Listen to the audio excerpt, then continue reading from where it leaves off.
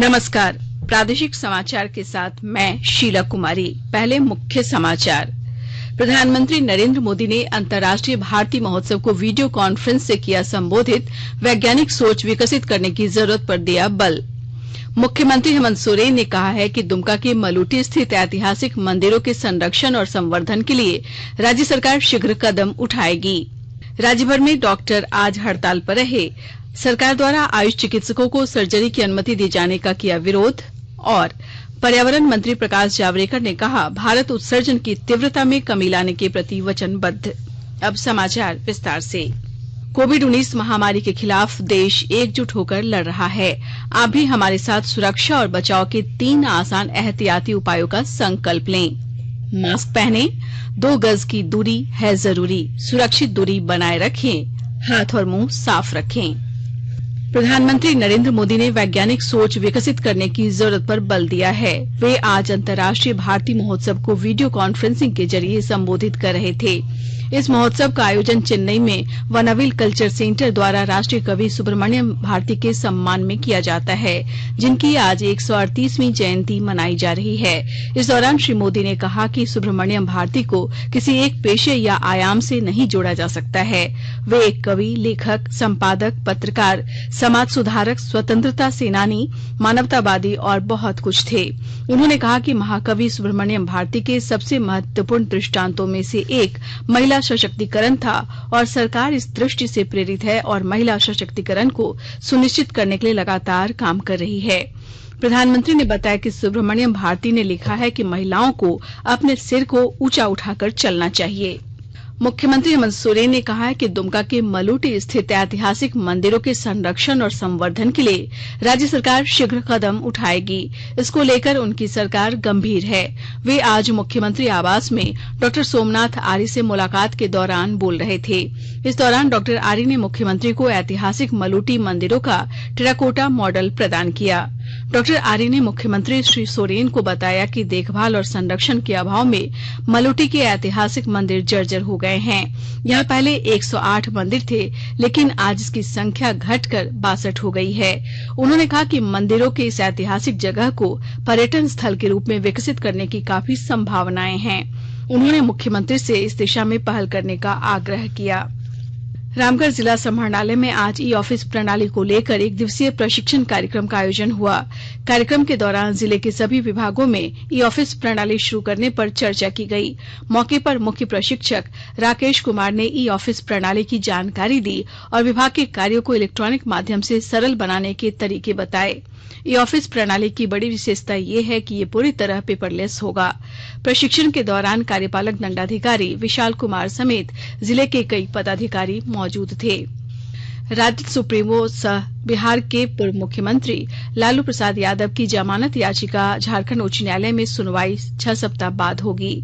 जमानत मामले में बचाव और सीबीआई दोनों पक्षों की ओर से समय की मांग की गई है। लालू प्रसाद के अधिवक्ता प्रभात कुमार ने बताया कि लालू यादव की सजा अवधि और अन्य चीजों पर जवाब दिए जाने के लिए अदालत से समय मांगा गया है।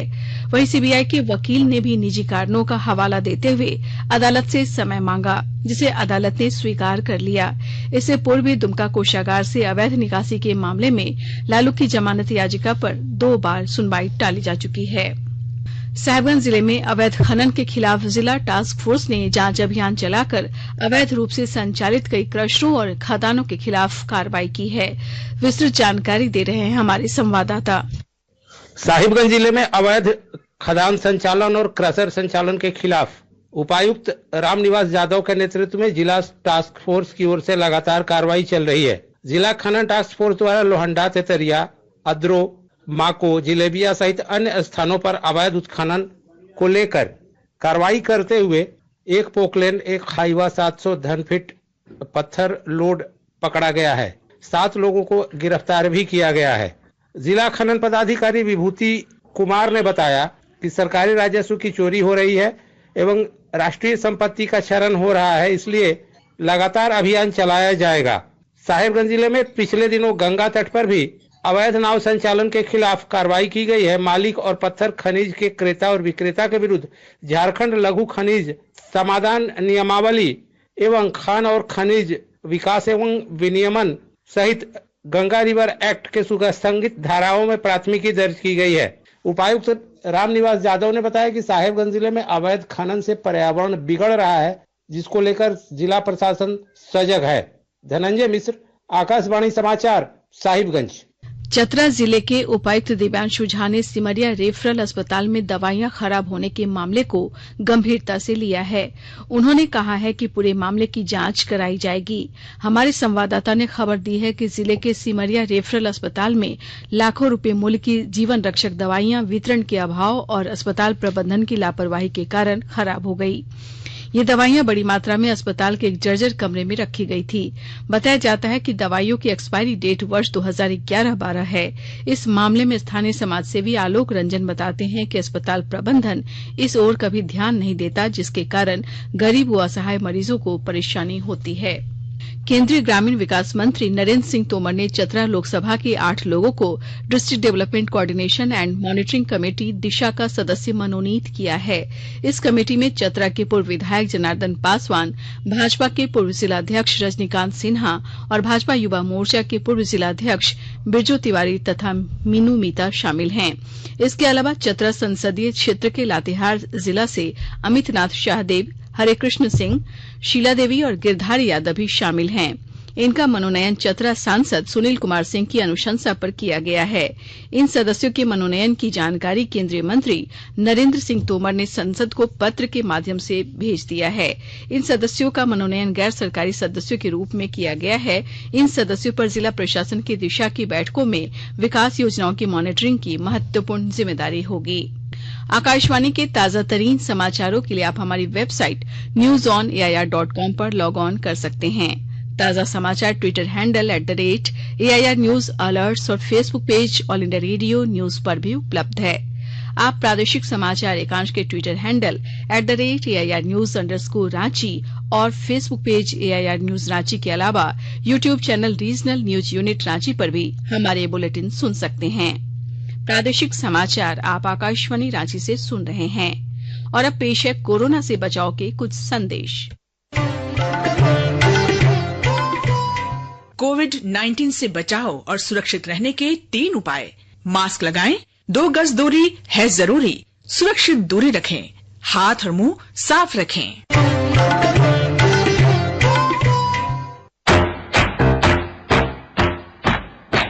चलो मिलकर एक शुरुआत करें, चलो एक फैसला आज करें, मास्क नहीं तो टोकेंगे, कोरोना को रोकेंगे, चलो एक इरादा करते हैं, चलो कुछ वादा करते हैं, मास्क नहीं तो टोकेंगे, कोरोना को रोकेंगे। भारत सरकार द्वारा जनहित में जारी। इंडियन मेडिकल एसोसिएशन IMA के आह्वान पर शुक्रवार को राज्य भर के लगभग 13,000 चिकित्सकों ने आयुष चिकित्सकों को सरकार द्वारा सर्जरी की अनुमति देने का विरोध किया। इसके विरोध में चिकित्सक 12 घंटे की हड़ताल पर रहे। पलामू जिले के निजी अस्पतालों में ताले लटके रहे। वहीं मेदिनीनगर सदर अस्पताल में OPD सेवा बंद रही, हालांकि यहां इमरजेंसी सेवा चालू थी। झासा के जिला सचिव डॉक्टर अनवर निजाम ने कहा है कि वे किसी चिकित्सा का विरोध नहीं करते, लेकिन जिस तरह से सरकार ने आयुष चिकित्सकों के आधुनिक सर्जरी की अनुमति दी है, उससे मरीजों को नुकसान होगा। झारखंड प्रदेश कांग्रेस कमेटी ने बड़कागांव के विधायक अंबा प्रसाद को विस्थापितों की समस्या के समाधान के लिए गठित विस्थापन निवारण समिति में सह संयोजक मनोनीत किया है। इस संबंध में प्रदेश कांग्रेस अध्यक्ष डॉक्टर रामेश्वर उरांव ने विश्वास व्यक्त किया कि अंबा प्रसाद विस्थापितों की समस्याओं का समाधान तथा उन्हें न्याय दिलाने में महत्वपूर्ण भूमिका निभाएंगी। वहीं अंबा प्रसाद ने कहा कि झारखंड के विस्थापितों की समस्याओं का समाधान करने का हर संभव प्रयास करेंगी। विधायक अंबा प्रसाद को सह संयोजक मनोनीत किए जाने पर कांग्रेस नेताओं ने उन्हें बधाई दी है। हजारीबाग जिले के जिला संसाधन केंद्र में दृष्टिबाधित और दिव्यांग बच्चों को लैपटॉप, मोबाइल आदि देकर उन्हें पढ़ाई से जोड़ने का काम किया जा रहा है।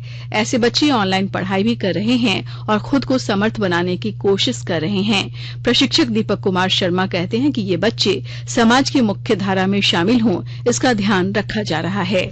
तो ये हजारीबाग का रिसोर्स सेंटर है, जिला संसाधन केंद्र। यहाँ पर दृष्टिबाधित बच्चों को पठन हेतु कार्य होता है। हम लोग वैसे बच्चों को यहाँ शिक्षा से जोड़े हुए हैं जो बिल्कुल दृष्टिबाधित हैं। हम लोगों ने इन लोगों को घर बैठे ही ऑनलाइन क्लास की व्यवस्था की है। किन्हीं को लैपटॉप दिया है, किन्हीं को मोबाइल दिया है, किन्हीं को डेजी प्लेयर दिया है और हम लोग यहीं से घर बैठे ही इन लोगों को शिक्षा प्रदान कर रहे हैं ऑनलाइन क्लासेस के द्वारा। वहीं शिक्षिका कविता भी बताती हैं कि दृष्टिबाधित होने के बावजूद इन बच्चों का नामांकन सामान्य बच्चों की तरह स्कूल में कराया गया है और वहीं से परीक्षा देकर ये बच्चे पढ़ाई कर रहे हैं। ये हमारे समावेशी शिक्षा जब से शामिल हुई है, जिसमें जनरल बच्चे के साथ ही इन लोगों को शामिल किया गया है, जिसमें सरकारी स्कूल में हमारे जनरल बच्चे के साथ ही इन लोगों का नामांकन किया जाता है, भेदभाव नहीं की जाती। आवासन और शहरी कार्य सचिव दुर्गा शंकर मिश्रा ने आज विभिन्न केंद्रीय मंत्रालयों के प्रतिनिधियों और राज्यों के अधिकारियों की उपस्थिति में प्रधानमंत्री स्वनिधि योजना के लाभार्थियों और उनके परिजनों से संबंधित सामाजिक आर्थिक जानकारी एकत्र करने वाले कार्यक्रम का शुभारंभ किया। इसके अंतर्गत प्रधानमंत्री स्वनिधि योजना के प्रत्येक लाभार्थी और उसके परिवार के सदस्यों का ब्यौरा तैयार किया जाएगा। पहले चरण में 125 शहरों को चुना गया है। लाभार्थियों का विवरण तैयार करते समय पात्र लाभार्थियों की पहचान की जाएगी और उन्हें चुनी हुई केंद्रीय योजनाओं और सुविधाओं का फायदा पहुंचाया जाएगा। पलामू की निगरानी टीम ने मनिका थाना में पदस्थापित पुलिस इंस्पेक्टर नरेश कुमार को आज 7,000 रुपए रिश्वत लेते गिरफ्तार किया। इंस्पेक्टर मारपीट के एक मामले में कार्रवाई के लिए एक पक्ष से रिश्वत मांग रहे थे। मनिका में मारपीट के बाद थाना में प्राथमिकी दर्ज कराई गई थी। मामले की जांच इंस्पेक्टर नरेश कुमार कर रहे थे। जब इंस्पेक्टर रिश्वत लेने पर अड़े रहे तो लक्ष्मण सिंह ने मामले की शिकायत पलामू निगरानी की टीम से कर दी, जिसके बाद ये कार्रवाई की गई। दुमका में पिछले मंगलवार को एक आदिवासी महिला के साथ हुए सामूहिक दुष्कर्म मामले में पुलिस ने मुख्य अभियुक्त मंगल मोहली को उसके घर से गिरफ्तार किया है। उसने 12-13 लोगों द्वारा दुष्कर्म की घटना में शामिल होने की बात स्वीकार की है। जिले के पुलिस अधीक्षक अंबर लकड़ा ने आज संवाददाता सम्मेलन में बताया कि अभियुक्तों की गिरफ्तारी के लिए एसआईटी का गठन किया गया है। पीड़िता का मेडिकल बोर्ड से जांच कराई गई है और कोर्ट में 164 के तहत बयान भी दर्ज कराया गया है। चतरा जिले के सदर अनुमंडल दंडाधिकारी मुमताज अंसारी ने चतरा बीडीओ और जिला शिक्षा अधिकारी को कोरोना महामारी के दौरान नाजरेथ विद्या निकेतन स्कूल खोले जाने के मामले की जांच कर रिपोर्ट देने का निर्देश दिया है।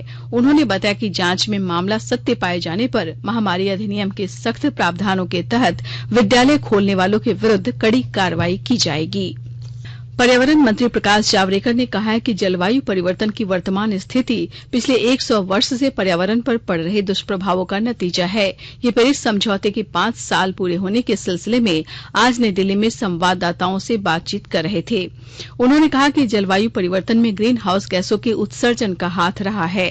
उन्होंने बताया कि इन गैसों के कुल उत्सर्जन में अमेरिका 25%, यूरोप 22% और चीन 13% गैसों का उत्सर्जन करते हैं, जबकि भारत का हिस्सा सिर्फ 3% है। पर्यावरण मंत्री ने कहा कि जलवायु परिवर्तन के लिए भारत को जिम्मेदार नहीं ठहराया जा सकता। उन्होंने कहा कि भारत उत्सर्जन की तीव्रता में कमी लाने के प्रति वचनबद्ध है। पर्यावरण मंत्री ने कहा कि भारत दुनिया के उन गिने चुने देशों में शामिल है जो पेरिस समझौते का पालन कर रहे हैं। सरकार ने उस दावे को खारिज कर दिया है कि भारतीय रेलवे का पूरी तरह से निजीकरण किया जाएगा और वरिष्ठ नागरिकों को मासिक पास तथा छूट जैसी सुविधाएं समाप्त कर दी जाएंगी। और अब संक्षिप्त खबरें। पलामू जिले के हरिहरगंज थाना क्षेत्र अंतर्गत राष्ट्रीय राजमार्ग 98 पर गुरुवार देर रात अज्ञात वाहन की चपेट में आने से बाइक पर सवार 2 युवकों की मौत हो गई। दोनों हरिहरगंज से एक शादी समारोह से घर लौट रहे थे। गोड्डा जिले के महागामा अनुमंडल अंतर्गत ललमटिया थाना क्षेत्र में ट्रैक्टर की चपेट में आने से एक बच्चे की मौत हो गई। घटना के बाद सड़क जाम कर दिया गया। अंत में मुख्य समाचार एक बार फिर। प्रधानमंत्री नरेंद्र मोदी ने अंतर्राष्ट्रीय भारती महोत्सव का वीडियो कॉन्फ्रेंस से किया संबोधित। वैज्ञानिक सोच विकसित करने की जरूरत पर दिया बल। मुख्यमंत्री हेमंत सोरेन ने कहा कि दुमका के मलूटी स्थित ऐतिहासिक मंदिरों के संरक्षण और संवर्धन के लिए राज्य सरकार शीघ्र कदम उठाएगी। राज्य भर में डॉक्टर आज हड़ताल पर रहे। सरकार द्वारा आयुष चिकित्सकों को सर्जरी की अनुमति दी जाने का किया विरोध। और पर्यावरण मंत्री प्रकाश जावड़ेकर ने कहा भारत उत्सर्जन की तीव्रता में कमी लाने के प्रति वचनबद्ध। इसके साथ ही आकाशवाणी रांची से प्रादेशिक समाचार का ये बुलेटिन समाप्त हुआ। नमस्कार। घर में रहिए, सुरक्षित रहिए और सुनते रहिए आकाशवाणी।